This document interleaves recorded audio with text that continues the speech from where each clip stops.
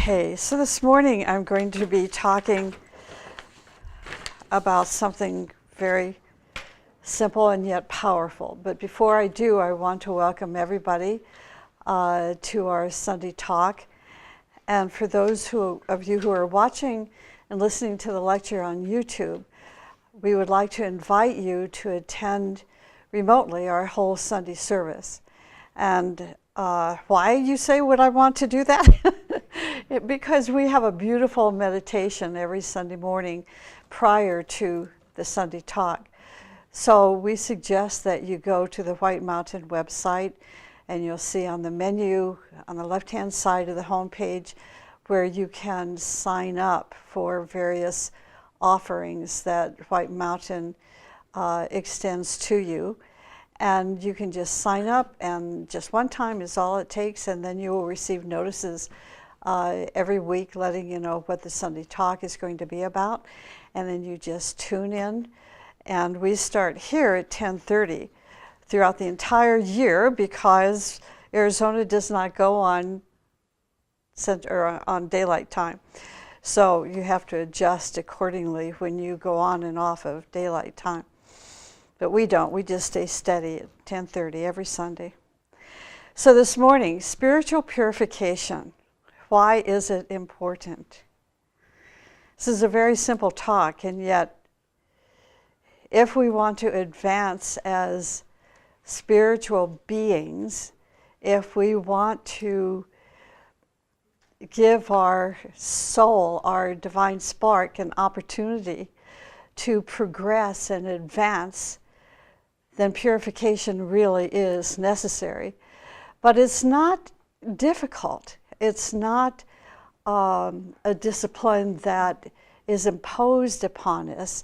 It is actually the result of an inner urge as a result of responding to a call, which I've talked about a couple of weeks ago. Responding to this deep inner and yet cosmic call to make more of your life, to realize that we are here for a purpose.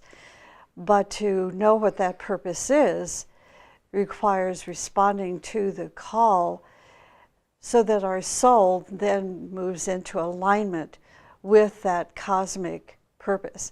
And in order for us to move ahead, it's not only responding to the call, aligning to our individual soul purpose, but also the cosmic purpose. It requires then the next step into purification so that we can become greater and greater beings. You know, just that simple. Now, the soul needs a strong unit through which it can serve. Your soul, my soul, needs a strong unit through which it can serve. A strong unit. Those are the two key words, a strong unit. Which means a healthy body, a healthy emotional and mental nature, and a strong spirit. And this is why we had that beautiful visualization exercise earlier this morning to, help our consciousness be aware of the importance of spiritual purification. The soul also needs direction and a path to travel. All right, so let's define what the path is. This is an interesting definition from the teaching. The path is the path of progressive improvement. So we need a path to travel, which gives us a direction, and to understand that we are truly on a spiritual path. Then we know that we are traveling on a path that is very progressive, that is very advancing, bringing opportunity for our divine spark, our unfolding human soul, to travel. Right? As we improve on this path of progressive improvement, as we improve, we get closer to our divine self, which is a source of the principles of beauty and goodness and truth.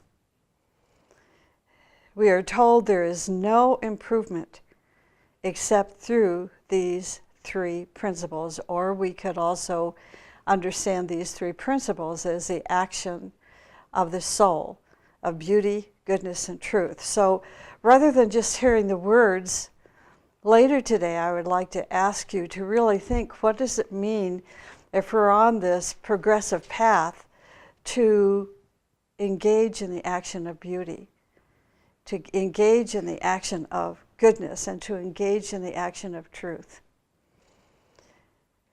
Because we're being told there is no improvement except living through these three actions, through these three principles. And even the teaching sometimes calls these three actions colors, three colors.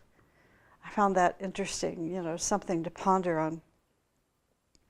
For example, these are the three colors that lead us into the ancient temple of the mysteries.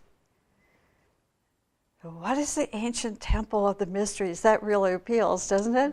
It's like intriguing. Once we find this ancient temple, this is where revelations are found for the initiate. When we are trying to live a life through these three colors, then we become the path itself. So then you become a path of beauty and goodness and truth. During the development of these three principles, we pass through a great process called purification by fire. The fire I'm referring to here is the fire of our inner divinity, which burns all that cannot continue to exist in the flame of the fire. I'm going to repeat it here so you can really think about this and at least understand it. It is a fire of our inner divinity that we are passing through, which burns all that cannot continue to exist in the flame of the fire. So as I was thinking, as we're moving into the three major full moons of Aries, Taurus, and Gemini, Aries is the energy of resurrection. It's the energy of revelation. So we're in that time frame right now, maybe a couple of days outside of the actual ring of fire, let's call it, before we step into that fire. So we should be in the preparatory stages. Physical, emotional, mental, preparatory stage, even spiritual preparatory stage of being ready to go through this purification by fire.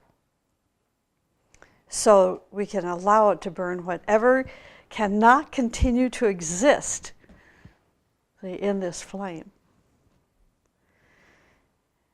As you're going to realize, it is the most difficult to be continuously beautiful and good and true in all your motives, all your thoughts, all your emotions, actions.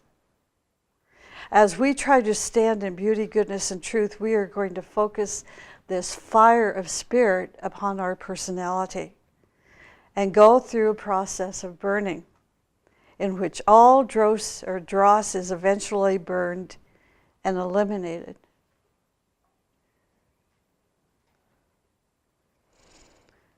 The fire, what is the fire? This is a very good definition to help us further understand fire. Fire is standing in the presence of our divine self. It's like, how can I explain this?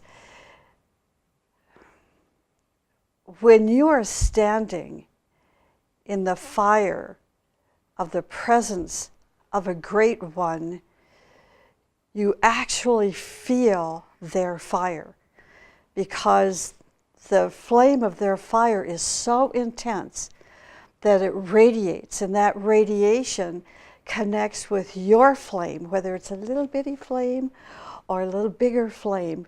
It makes it bigger, no matter the extension or the expansion of your own flame or the igniting aspect of your own flame. When you are in the presence of a great one, and that great one can be a little bit great or really great, you're going to feel something when you first come in contact. And that something is the igniting, further igniting of your flame, of the divine self. Once you go through that experience, your life changes, completely changes. So this is not a day-to-day event or a day-to-day moment. That great one may be someone who is in incarnation, or the great one may be someone who is from the other worlds, who manifests briefly, appears before you, and then disappears. So there are two ways it can happen, but it absolutely changes your life. The challenge for us is, can we sustain that experience? And the way we sustain the experience is going through spiritual purification. Okay. As we increase in self-realization, our fire increases. And eventually nothing remains but this self, the capital self, in the central fire. The burning ground is the level where matter and fire meet, where hindrances, obstacles, and limitations meet. Again, let me repeat this. The burning ground. What is the burning ground? We hear this phrase a lot, or read this phrase a lot when we are studying the teaching, right? Here's a good definition. It is the level where matter, dense matter, whether it's dense physical, dense astral, dense mental, it's where dense matter and fire meet, where hindrances, obstacles, and limitations meet. You see the battleground, the burning ground dash battleground? Okay. We see many examples of how a person's personality life searches for pleasure and comfort. But the developing human soul, once it contacts the inner guide, is no longer trapped by this kind of searching in life. Curiously enough, the developing human soul lives a life in which most of the time pleasure and comfort are not even present. Because he knows that sattva is bored by pleasure and comfort. The unfolding human soul eventually realizes that if he pursues such a life, he will sooner or later be greedy and materialistic, separative, and will deprive people or will even exploit them to such a degree without even being conscious of what he's doing. Disciples try to have pleasure and comfort when they are in the outer court, but when they enter into the field of labor, of the hierarchy and of Shambhala, their comfort and pleasure become what? Sacrificial service for others. That's where our joy is found, right? It is very interesting to note that the great ones became greater ones because they rejected comfort and pleasure for the labor of salvaging humanity. Think of people like Nelson Mandela, for example, or Desmond Tutu, or Mahatma Gandhi. Think of Mother Teresa, Florence Nightingale, Joan of Arc, Nicholas and Helena Rourke, and many, many others. For example, here's a look into the life of our well-known Mahatma Gandhi. I know you know these stories, but I want to repeat them again so you can see the point, that the teaching is trying to make to us, for us here, that we're going to become greater and greater, but to start, you have to be great to become greater. Okay. Mahatma Gandhi, he was born in 1869 in India. He studied law in London, but at the age of 24, went to South Africa, where he spent 20 years opposing discriminatory legislation against Indians. As a pioneer of resistance through mass nonviolent civil disobedience, he became one of the major political and spiritual leaders of his time. In 1914, he returned to India, where he supported the Home Rule movement and became leader of the Indian National Congress, advocating a policy of what? We all know, nonviolence, non-cooperation to achieve independence. His goal was to help poor farmers and laborers protest oppressive taxation and discrimination. See, he wasn't a passive guy.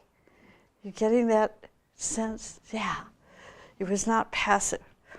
He struggled to alleviate poverty, to liberate women way back then, over 100 years ago, 150 years ago, to liberate women and to put an end to the caste discrimination, which is still there in India. When you travel to India, you are going to see the caste system, although little by little by little by little, they are trying to eradicate it and put an end to it, putting an end to discrimination, with the ultimate objective being self-rule for India.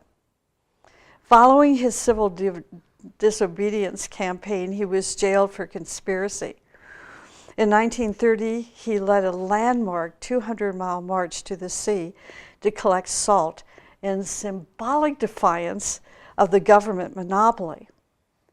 On his release from prison, he attended the London Round Table Conference on Indian constitutional reform. In 1946, he negotiated with the cabinet mission, which recommended the new constitutional structure.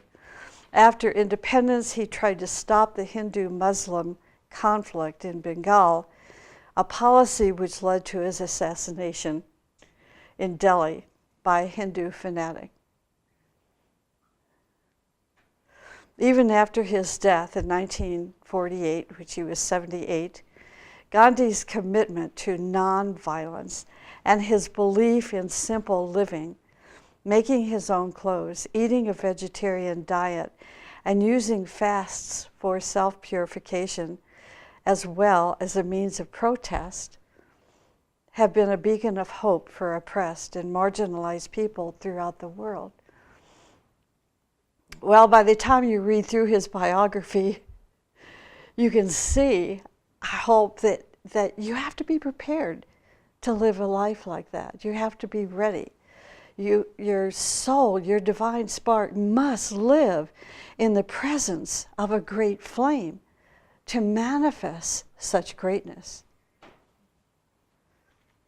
So what will you do if you decide to be a great one? For example, let's say you're home and you learn that there is a great need to rescue the lives of a few people. Would you do such a job? Only those who are already on the path of greatness, because such a labor will develop, unfold, purify, organize, uplift, transform them, and make them creative.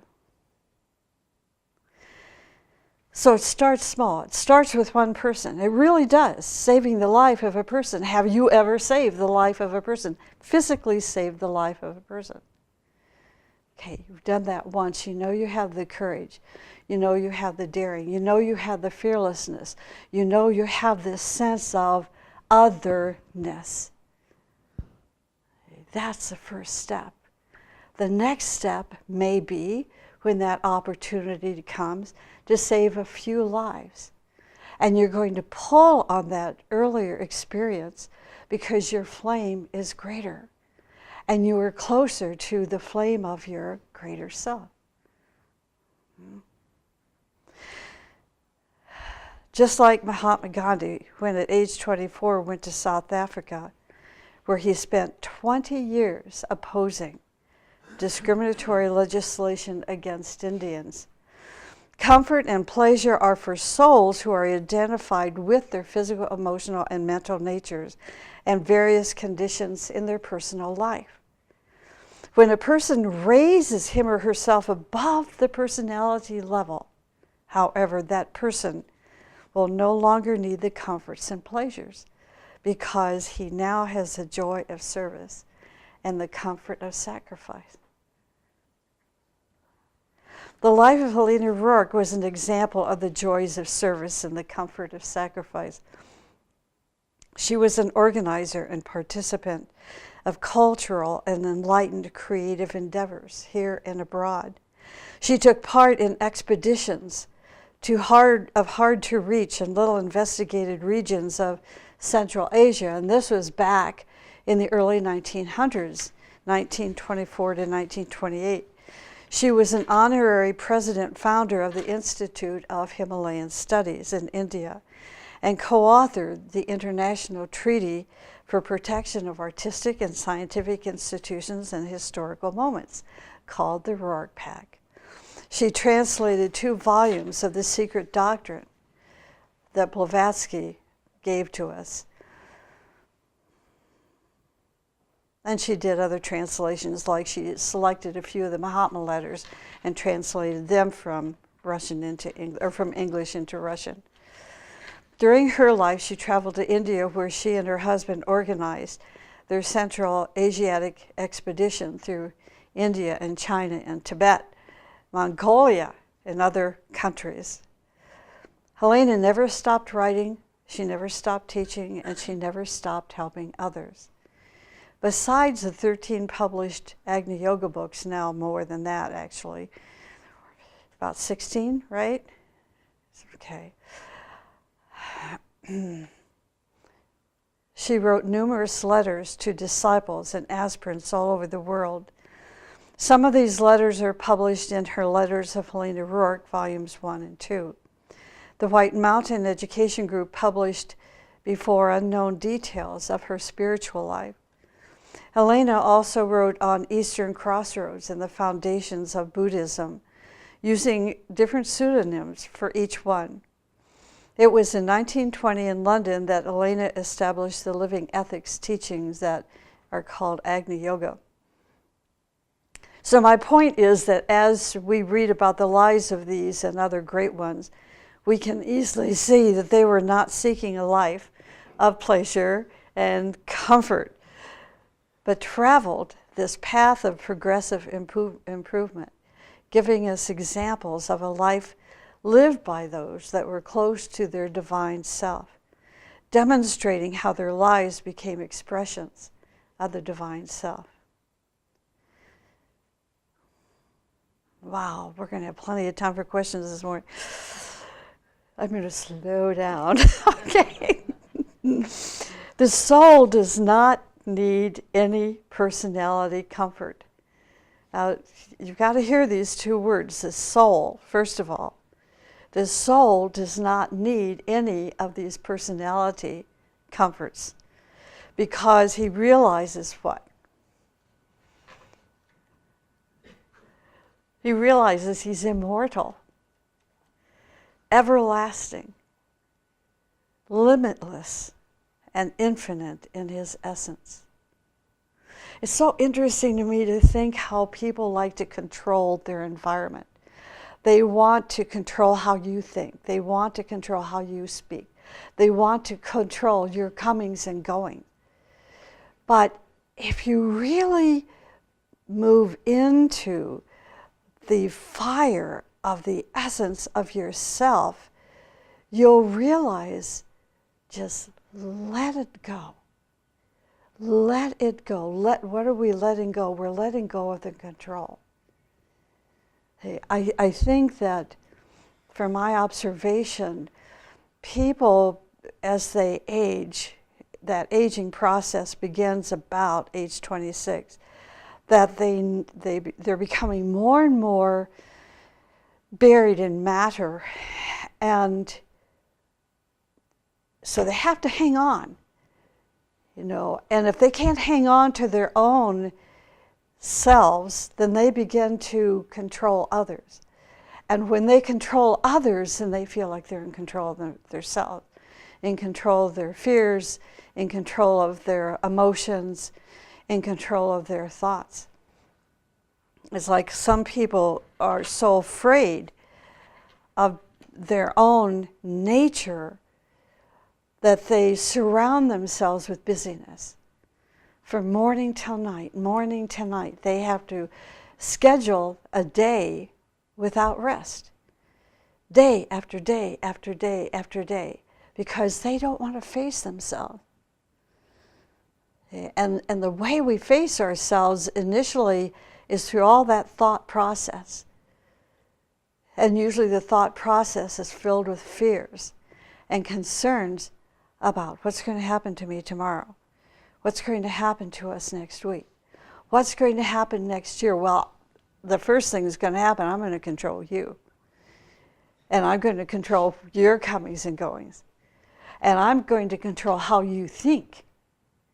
And if you don't think the way I think, then I'm going to be very critical until I impose myself so much on you that you just give in to me and say, okay, I'll think that way. Hey, that's not the life of discipleship. And interestingly enough, this is a personality life that's seeking pleasure and comfort. Isn't that interesting? To think that pleasure and comfort can be found by controlling others. But that's illusion. And that's glamour of wanting to be the spider at the center, which is a very Ray 1 element, by the way. Wanting to be the spider at the center. And nobody else exists. See how I'm extending the talk? Gives me a chance to bring in some ideas to think about. But see, that's not the life of the soul. That's the life of the personality. And one day an event will take place, if that event may be in this life or another or a previous lifetime, where we came into the presence of a great one. And the fire of that great one ignited our little fires, our little flames, and changed us. It's a painful experience, but nonetheless, it's also an experience of bliss. Bliss and pain. Bliss and pain. We want to hold on to the bliss. Let me repeat this. The soul does not need any personality comfort because he realizes that he is immortal, limitless, and infinite. In front of such a realization, the seeking of comfort and pleasure of the personality life appeared to him as what? A childish game. Nature does not like anything that goes against her nature. This is why nature has earthquakes, floods, fires, winds, natural catastrophes, and death. Anything against nature creates what? Reactions. Reactions are the process of cleaning abnormal things from the system. Nature does not like us to be sick and to die. But it allows us to die so that the next time we get better and better and not work against nature. She tries to give us a new chance with a better body to act in closer harmony with nature. So nature tries to correct us and to bring us into harmony with the divine law. We reject harmony and act against the law through acts against beauty, goodness, and truth. People think that God judges us. Well, God never judges. It is we who judge ourselves. And what is interesting is that it is our deeds that judge us. For example, if you make a mathematical mistake in your calculation, it is your mistake, and you can correct it if you want. The same thing is true of all of our mistakes when they make their existence felt through pain and suffering. It is we who judge ourselves, and it is our deeds that judge us, not the Almighty One. When you listen to Christ, he said, "Do not judge others." And he also said, "I too did not come to judge you." Wow, that's a pretty big statement. Many people would be surprised to know that, to recall that, and it would confuse them. Okay, I'm not going to elaborate on that, but I think we can all think about this. Christ added, "I too did not come to judge you." Real judgment creates an endeavor to correct things that we did wrong, to pay our debts. We bring natural calamities on ourselves because of our transgressions against the law of nature. These are not God's punishments. They are reactions to wrong deeds. For example, you play with an electric wire and you burn yourself.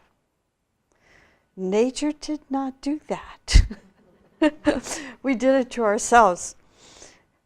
Elimination of impurities needs time, needs profound knowledge and spiritual light. It is the same as in the electrical system. When you turn on the switch, the electrical current flows down the wires.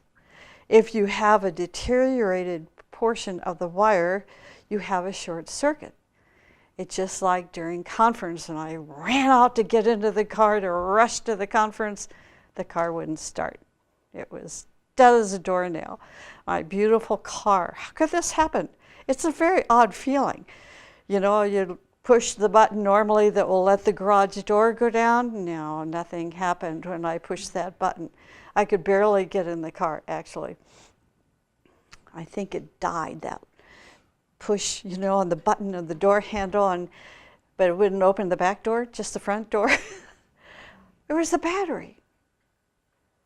There was no electrical system working in the car because the battery died. No flow of energy came in.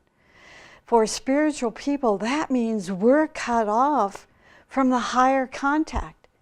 We're dead. We have no energy, no heat. We become walking automatons. And our soul just lies there dormant. If psychic energy does not circulate properly within the subtle bodies of our personality, it affects blood circulation. If the psychic energy is not circulating properly, it affects our blood circulation. The blood loses its vitality and its ability to circulate properly. Lack of trace minerals, different attacks of microbes and so on, makes our blood weak and eventually even pollutes it. Similar things happen with the with the psychic energy. Unhealthy emotional and mental conditions eventually weaken our psychic energy. This is not pleasant to hear, I know that, you know, because we like to think we're pretty decent human beings. Well, we are, but on this spiritual path of purification, if we want to move into that arena of being great and greater, then that fire begins to burn the impurities that no longer serve us in our field of service. So it is how can I explain it? The same thing happens to unawakened people, but it takes 1,500 lifetimes to make a little dent in the process of purification. In the life of an aspirant, it may take 100 years. In the life of a disciple, it can take a week to eradicate, to let the fire eradicate a particular impurity. Pain is also created when the purified, listen to this carefully, when the purified but weakened tissues on the 3 levels of the personality are exposed to vital energy. Now think of being in the presence of a person who carries a fire greater than your own. Okay. When you are exposed to this vital energy beyond your capacity. Beyond your capacity means that you're not able to respond to that energy. You can't hold it. It's like a flash in the pan, so to speak. Okay. When this vital energy is released from within you, the sensitive tissue aches. The sensitive tissues in you ache. It's like, I know it's kind of a dumb example. It's like you're tending your roses in your rose garden. You know those roses, they have the long thorns and these beautiful roses. I mean, you're smelling the fragrance. It's so wonderful. And the colors and the vibrancy, and you're in our meditation garden, you know, with the roses, and one of those thorns gets into your skin. That hurts. When you pull it out, it's such a release. Releasing, it's a purification process. Okay. But now you're in a little weakened condition, so you have to put something on that sore, right? Some kind of cream or, anyway, Neosporin. Right? So that Neosporin means it's like a symbol for, okay, now we have to regroup. We have to take care of ourselves. We might need to rest. Metaphorically speaking, it's like when you come in the presence of a great teaching, when you come into the presence of a great teacher, whether it's a little fire or a great fire, it's going to be painful because you're going to see yourself in total. And then all those hindrances and obstacles and so on and so forth. You know, usually the first thing that is exposed is your ego. And then right behind ego is vanity.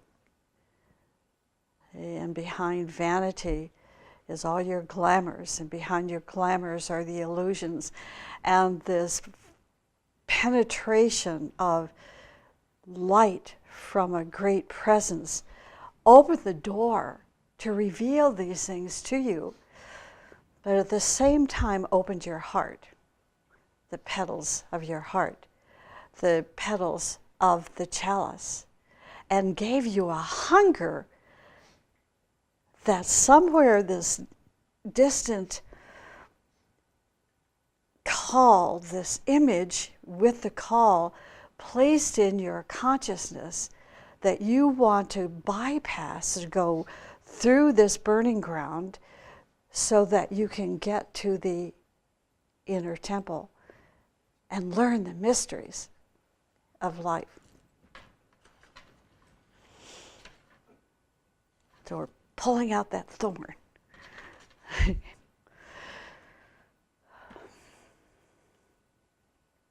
Okay. When through some psychological exercises or through exercising our virtues and our spiritual ideals and ideas and visions, we remove some hindrances from our nature, we feel sudden pain. If the counterpart of that hindrance is healed in the astral body, we feel a different pain. And it's still different pain in the mental realms. But after the curing or the healing takes place, joy and health return. Let us remember that wherever the circulation of vital energies are not in order, there are decay and attacks of various kinds. Some people speak about the lack of honesty or the lack of morality. They are the same phenomenon. Lack of honesty, lack of morality. In this condition, the psychic energy is not in circulation. And the emotional and mental natures are growing weeds, preventing the life-giving energies from bringing the message of light and love and power from our inner core, from our inner divinity. So let me close with this. Purification is attunement and fusion with divine love. Purification is attunement and fusion with divine love, or the light-giving essence of creation. That is purification. Once we are attuned with it, we are not only intelligent, but we have insight as well. We are not only healthy, but we also become a source of healing energy, a source of inspiration. We are not only successful, but we are going to make others successful as well. We are not only a builder, but we are also a creative force in the universe.